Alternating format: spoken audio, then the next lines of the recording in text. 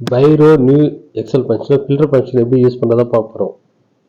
இப்போது ஃபில்டர் கொடுங்க. ஃபில்டர் கொடுத்துட்டு அரே கேட்கும். அரேக்கு என்ன பண்ணலாம், நம்ம டேபிள் நேம் செலக்ட் பண்ணோம். அப்போது ட்ராப் கொடுத்துட்டு ப்ராக்கெட் ஓப்பன் பண்ணுங்க. சிஎன்சி டேபிள் நேமு சிஎன்சி கொடுத்துங்க. கமா ரோ வேணாம், காலம் மட்டும் 5 காலம் வந்து ட்ராப் பண்ணோம். 5 காலம் கொடுத்து ஒரு கமா கொடுத்துங்க.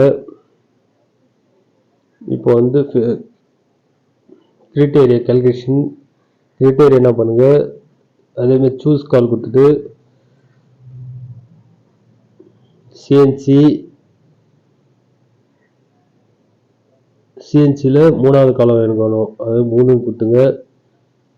ஈக்குவல் டு எந்த கிரைட்டீரியா நம்ம கால்குலேஷன் பண்ண போகிறோமோ அந்த கிரைட்டீரியா வந்து கிளிக் பண்ணிங்க. ஈக்குவல் கொடுத்து ப்ராக்கெட் க்ளோஸ் பண்ணிங்க.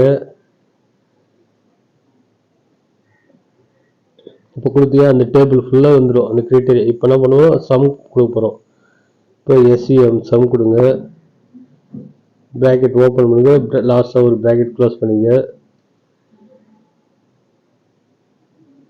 ஓகே, இப்போ என்ன பண்ணுறோம், இதில் வந்து இப்போ வந்து பைரோ வந்து ஆட் பண்ண போகிறோம்.